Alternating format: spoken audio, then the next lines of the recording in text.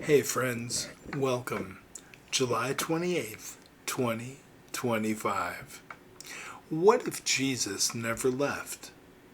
What if this very morning he tied his shoes just like you? What if he stood at the edge of your town with dust on his jeans and fire in his eyes? Not to judge, but to join you. This isn't fiction. It's a holy thought experiment. It's devotion in denim. It's worship on Main Street. Each day this year, we walk with Jesus in a new city. One real day, one real place, one more chance to see how He moves among us. Not with thunder, but with tenderness. Today, He walks through Orem, Utah. It's 6:02 a.m., and Jesus stands on the stony ridge just past the 800 South trailhead. The trail beneath his feet is cold and gritty with sandstone dust. The air is thin, clean, and smells of juniper and distant snowpack. His breath curls in vapor as he watches the sun stretch across the jagged silhouette of Mount Timpanogos. A rabbit darts across the path behind him. A crow caws from a cottonwood skeleton. He closes his eyes, inhales the raw morning light, and begins to pray. Father, you drape this world in majesty each morning. Let this day be no different. Let my hands carry healing. Let my eyes find the invisible ones. Let my voice not shout, but sing your peace. And if the city sleeps in shame, let me awaken it with mercy. Amen. The first ray of sunlight breaks over the ridge, striking his face like a silent blessing. The wind briefly stills, as if holding its breath. It's 7:14 a.m. now. The inside of Joe's Café hums with the clatter of forks and the low rumble of old-timers discussing politics over eggs. There's a sizzle of bacon from the open kitchen, and the scent of maple syrup sticks to the air like comfort. Jesus enters, nodding to the cook behind the counter, and slides into the cracked red leather booth beneath a faded picture of Joe Biden shaking hands with someone nobody remembers. Tasha, the waitress, is wearing yesterday's mascara and a black polo with the sleeves rolled halfway. Her back aches. Her smile is automatic. She pours his coffee. You passing through? No, Jesus says gently. I'm right where I need to be. She laughs. Not mean, just tired. You here to save someone? He meets her eyes.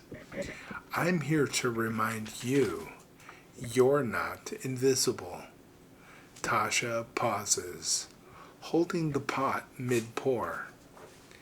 I see you, and more importantly, he sees you. Something inside her caves in, quietly, without spectacle. She turns away quickly, muttering thanks, blinking fast. She feels lighter without understanding why. It's 9:32 a.m. now at Utah Valley University.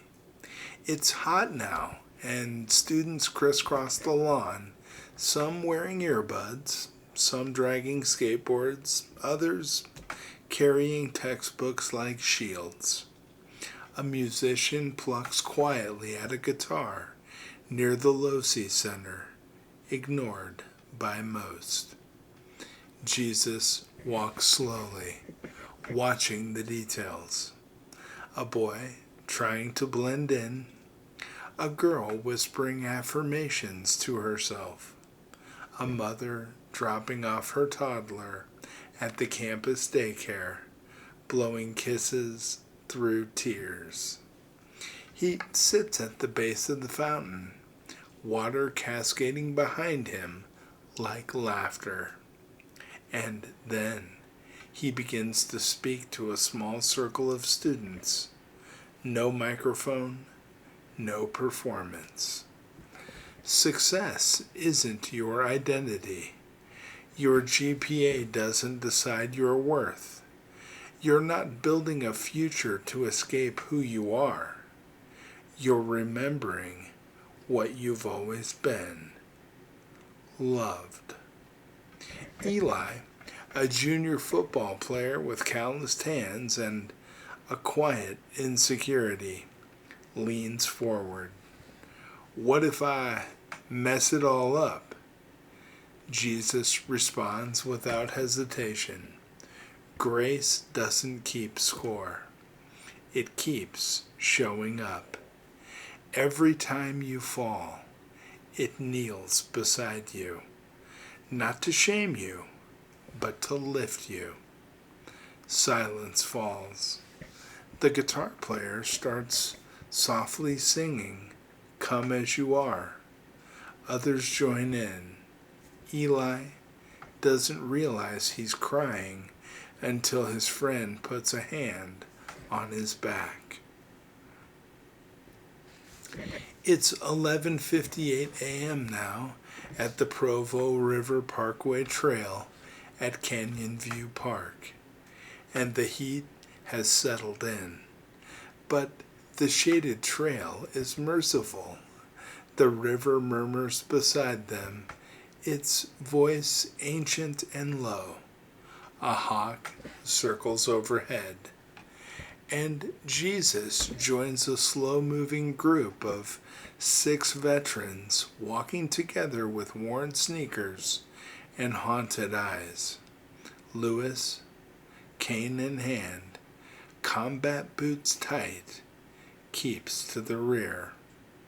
Jesus doesn't force a conversation. He walks beside him in silence. They pass a patch of wildflowers. One veteran shares a crude joke. Laughter loosens something in the air. Finally, Lewis speaks. You ever seen someone take their last breath and all you can do is whisper, "Sorry"? Jesus stops. I was there when you said it, he replies. You weren't alone. Lewis's voice cracks. But it didn't save him. Jesus nods. No, but it saved you. Tears fall without resistance now. Jesus doesn't reach for them. He just walks with him. At his pace, no judgment, just presence. It's 2:44 p.m. now. The library is cool and dim, filled with that old book aroma, ink, glue, and lemon polish. The roots of knowledge stained glass gleams with history, prophets, scientists, revolutions, truths. Jesus walks its length at the Fulton Library, slowly, pausing before the panels that speak of justice, pain, and redemption.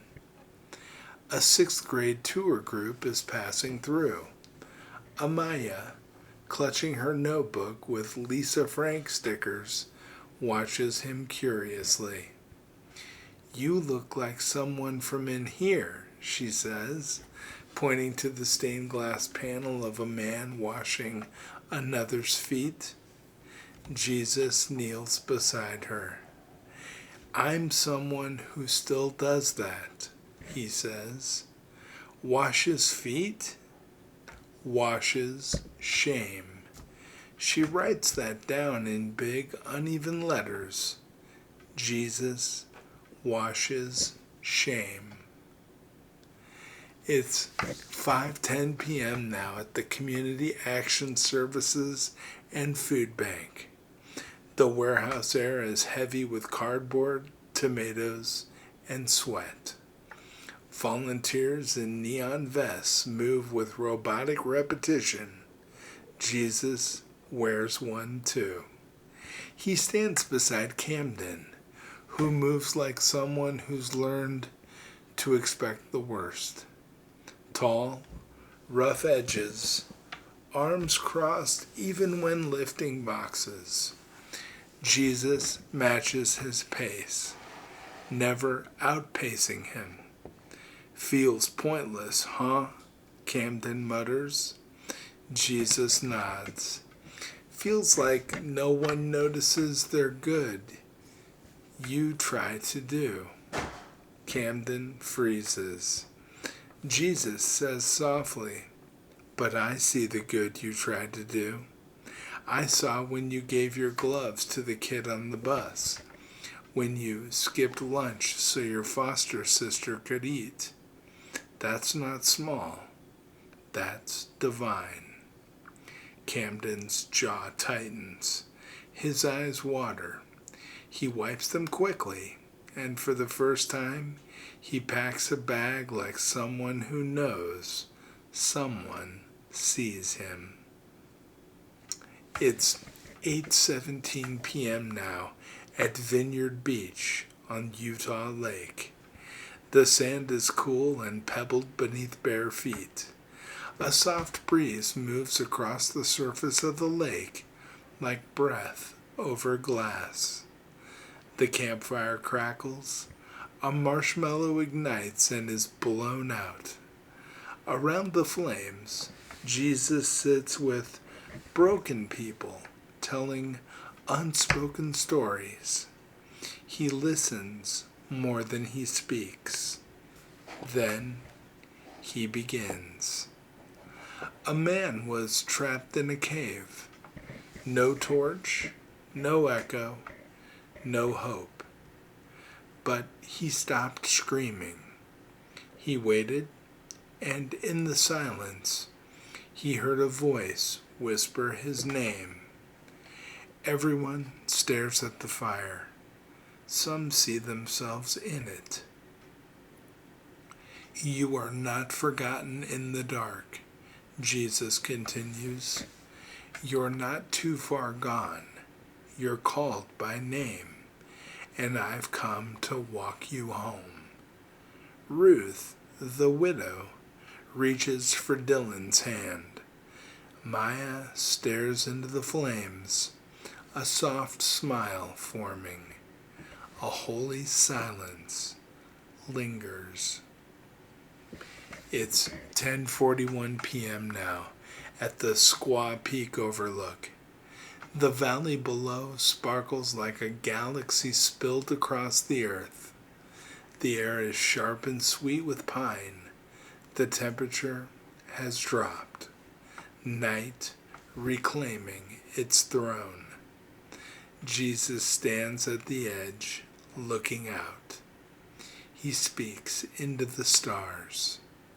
"Father, today you let me see the bruised beauty of Orem, the waitress who held up her world, the student who wept in public, the soldier still fighting ghosts, the artist who couldn't speak but drew her pain. I leave them to you now, not as broken clay, but as masterpieces in progress. Tomorrow, let me do it again. Let me find the hidden, the hurting, the holy. Amen. A shooting star arcs across the sky. And this wasn't just a day in Orem. It was a holy collision between shame and grace, between silence and song. Jesus didn't come with banners or miracles today. He came with a listening ear, a firm presence, and a love too vast to be ignored. He walked into a cafe, a school, a trail, a food bank, a fire, and maybe into your life too. Come back tomorrow because he's not done walking and you're not done being found. Now, before you leave, I'd like to say a prayer for everything you're holding in your heart today. Are you ready? Here we go. Our Father, who art in heaven, hallowed be thy name. Thy kingdom come, thy will be done, on earth as it is in heaven. Give us this day our daily bread, and forgive us our trespasses, as we forgive those who trespass against us. And lead us not into temptation, but deliver us from evil. For thine is the kingdom, the power, and the glory, forever and ever.